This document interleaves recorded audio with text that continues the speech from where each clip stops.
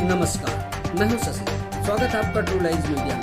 आप सुन रहे हैं 25 जून रात 9 बजे की विशेष बुलेटिन। पिछले 24 घंटों में 16,922 नए मरीजों के साथ कोरोना मरीजों की कुल संख्या 4,73,105 पर पहुंची।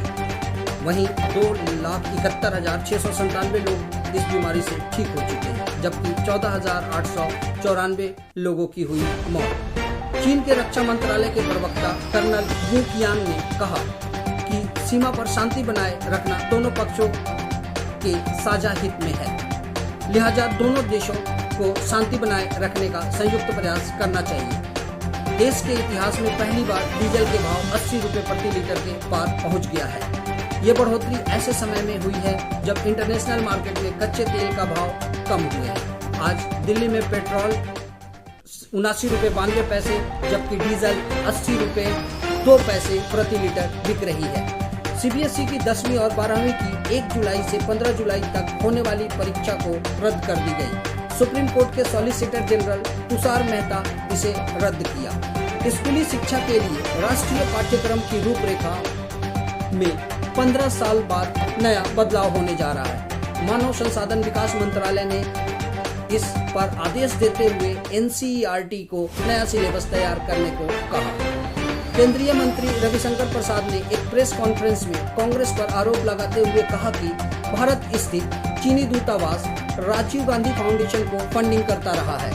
इस फाउंडेशन की अध्यक्ष सोनिया गांधी हैं और इसके board member doctor Manmohan Singh, P Chidambaram और प्रियंका गांधी हैं। गलवान घाटी की सैटेलाइट तस्वीरों पर सबसे बड़ा खुलासा हुआ है। तस्वीरों में दिख रहे स्ट्रक्चर चीन के नहीं बल्कि भारत के हैं। पहले तस्वीर में दिख रहे स्ट्रक्चर को चीन का बताया जा रहा था।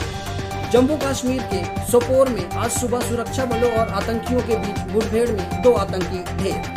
लद्दाख की गलवान घाटी में भारत चीन के बीच तनाव कम होता नजर आ रहा है, क्योंकि चीनी सेना गलवान घाटी से धीरे धीरे पीछे हट रही है। अभी तक लगभग 1 किलोमीटर पीछे हट चुकी है।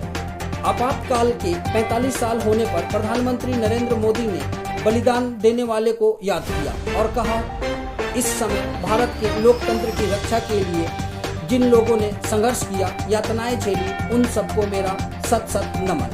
अब खबर दिल्ली से। देश की राजधानी दिल्ली ने आर्थिक राजधानी मुंबई को पीछे छोड़ दिया है। कोरोना मामले को देखते हुए अब दिल्ली पहले स्थान पर पहुंच गई है। 3,788 नए मरीजों के साथ कुल कोरोना संक्रमितों की संख्या 70,390 हुई, जबकि 41,437 लोग ठीक हुए और 2,365 लोगों की हुई मौत। दिल्ली के बजट होटल के संगठन Delhi hotel and guest house owner association ने फैसला लिया है कि अब चीनी नागरिकों को दिल्ली के होटल में ठहरने नहीं दिया जाएगा। दिल्ली नगर निगम में सालाना होने वाले मेयर, डिप्टी मेयर और स्टैंडिंग कमेटी के चुनाव संपन्न हुए।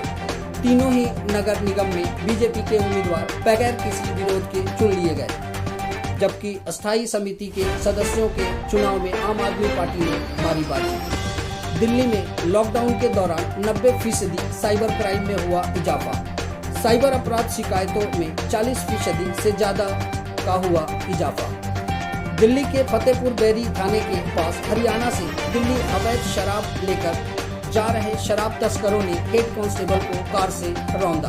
अब कुछ अंतर्राष्ट्रीय खबर।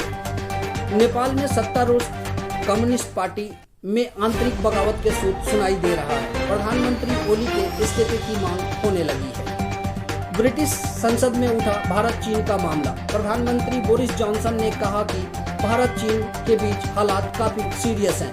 ब्रिटेन इस पर नजर बनाए हुए है। रूस के संविधान संशोधन पर जनता की राय की प्रक्रिया शुरू किया गया, जिसमें 2036 तक राष्ट्रपति बने रहेंगे पुतिन। कल फिर हाजिर होंगे एक नए अंक के साथ। तब तक दीजिए इजाजत। घर में रहें, सुरक्षित रहें। जय हिंद।